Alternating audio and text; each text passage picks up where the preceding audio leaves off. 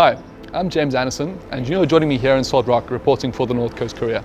You've seen the last of our local music series, and today is the first of our dance series, highlighting local professional ballerina Michelle Stegen Gilder. She's danced everywhere from Cape Town to Shanghai and beyond. Join us as she teaches us about pliés to pas de deux and what the life of a professional ballerina is. I hope you enjoy watching. Thank you very much. I wonder if we can start at the beginning. Firstly, with where your love of dance came from and when you first began dancing. So I grew up in Durban and I started ballet at the age of 4. And through my primary school days, I realized that I wanted to be a ballerina. And I was lucky enough to continue that after high school at the UCT School of Dance by doing a dance teacher's diploma. So I imagine throughout your high school and university you were doing lots of performances, but could you explain to us what the life of a professional dancer is like? Yes, sure. You'd start your day by doing an hour and a half classical ballet class from bar all the way to center, ending with Grand Allegro. And then you get about a 15-minute break, and then you start rehearsals for the day. And that depends on which ballet you will be performing. So that could be quarter ballet rehearsals throughout the day or your soloist rehearsals. And it takes an entire day, and it takes about 3 months to work on a ballet. And I understand you were part of the company of the Cape Town City Ballet. I understand that's one of the biggest in the country. Could you maybe explain to us how long you were there for, what your sort of career within the company was, and maybe some of the bigger, more recognizable titles for people?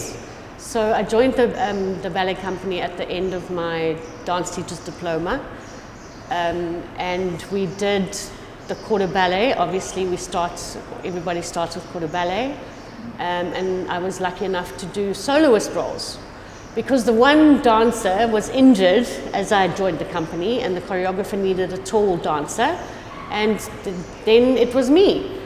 So right from the bat, I was doing soloist roles. That was Two Pigeons, The Gypsy, and then other soloist roles were the Spanish in Swan Lake.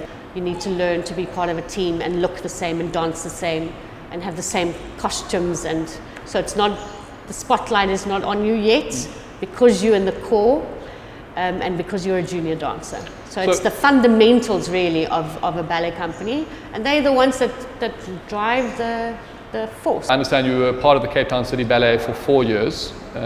What caused you to want to go and explore? What caused you to leave, and where did you go from there? I wanted to travel, and that's why I left Cape Town City Ballet. There was an opportunity in Turkey, in Antalya Manavgat, to be part of the hotel entertainment team because they were looking for a pas de deux girl, and I had known the choreographer because she was South African, and that was my ticket out to go and explore and travel and experience that part of life, which was fantastic. And I understand after Turkey you also joined cruise ships and carrying on in the same sort of vein of traveling and performing at the same time. Yes, I was very lucky to do a private audition for the cruise ship, and I was selected as the pas de deux girl, the ballet girl, and did a ballet point solo on a moving ship, lots of fun. And then being part of the team again, doing 3 shows a week. You've been in that role for about 15 years. What brought you first back to KZN and back to dance? Very interesting. My husband, Andrew, we both grew up in Durban, and we were both not stuck in Joburg, but we kind of did a full circle. We grew up in Durban, we ended up working in Cape Town, then working in Joburg, and it felt like we needed to come home. So we relocated, but it was due to me starting a job in a Umhlanga hotel on the 1st of April.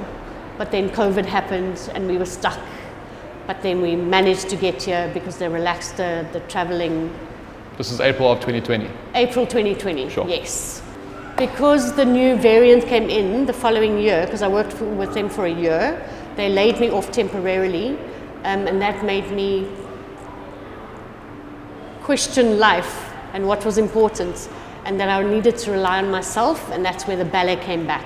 Because I knew ballet, and I've been doing it since I was 4, and I needed to share it with the next generation, and it was my true passion. And that's why I started teaching ballet. So the goal to do the professional career, falling back on my teaching diploma, has all, I think, come full circle. So Andrew and I found this little spot, and we now teach at our studio. So, well, thanks so much for joining us, Michelle. I think people are going to be really interested to hear about the life of a professional dancer, and also that we've got one locally here in Salt Rock to teach the next generation. So thank you, and we look forward to seeing you soon. Thank you so much.